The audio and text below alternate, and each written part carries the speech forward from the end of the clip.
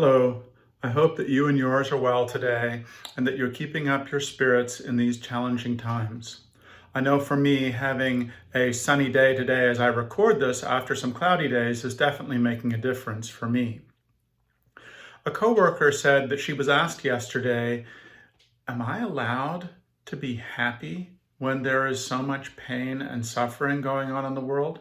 And I think that's an important question that I want to talk about today. The clear answer, I think, is yes, we are supposed to be happy. The Lord, when he was on earth, said, "These things I have spoken to you, that my joy might remain in you, and that your joy may be full." The Lord wants us to experience joy.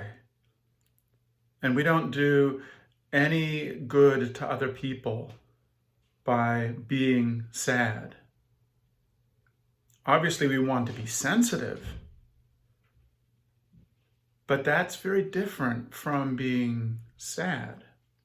Think about talking to someone whose child is seriously ill. You want to be compassionate. You want to be aware, but you wouldn't want to, because that person is struggling with fear over their child, to not take joy in your own child. In fact, you might actually hold your own child with greater tenderness and joy. Or think of another example of a friend who is really down and coming to talk to you. You do them no kindness if you sink into just as much depression as they are experiencing. You're actually going to be able to do them a lot more good by being in a place of joy and peace and being able to listen to them from that place of strength. The Lord told a parable that addresses this a little bit in reverse from what we might think. I think you'll see what I mean. In the parable, a landowner went out to hire people early in the morning, think 6 o'clock.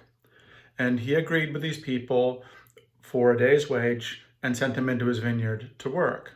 He went out again at the third hour, so think 9 o'clock, and hired some more people, and he agreed to pay them whatever was fair. Went out again at the sixth hour, so think noon, and offered to pay them what was fair. He went out again at the ninth hour and offered to pay them what was fair. And then he went out again at the 11th hour, at 5 o'clock, and gave that last group 1 hour's worth of work and offered to give them something. And then when it came time to pay the laborers, he paid those last people first and he gave them a full day's wage. Now, those who had worked through the whole day, when they came up to be paid, they were expecting to be paid a lot more.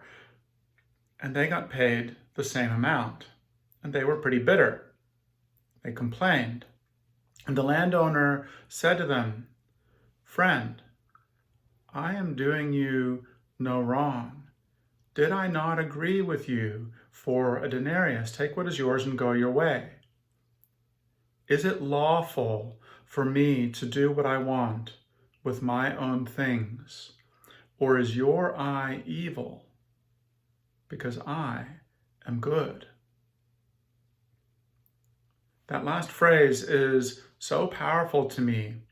Think about the implication of those grumbling workers. They were saying, because I suffered, I worked through the burden and the heat of the day, as they said, these other people are not allowed to benefit from the landowner's generosity.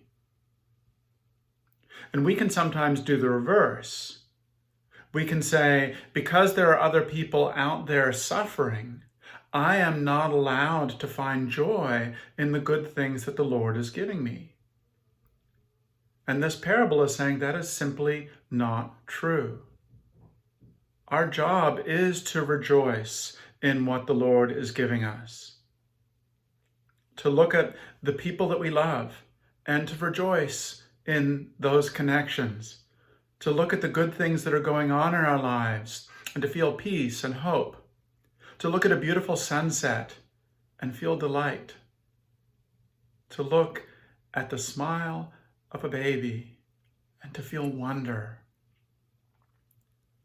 to see a beautiful passage in Scripture and to feel deeply moved with peace and hope. In point of fact, it's because we are willing to do those things that we will have the strength to look at others with deep compassion. And we will have the reserves within ourselves to give ourselves to trying to make the world a better place. So I invite you to find all the joy that you can and to thank the Lord. And then take that reservoir of peace and hope that comes from finding joy and go out into the world and make a difference.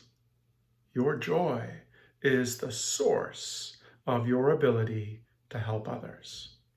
Wishing you well.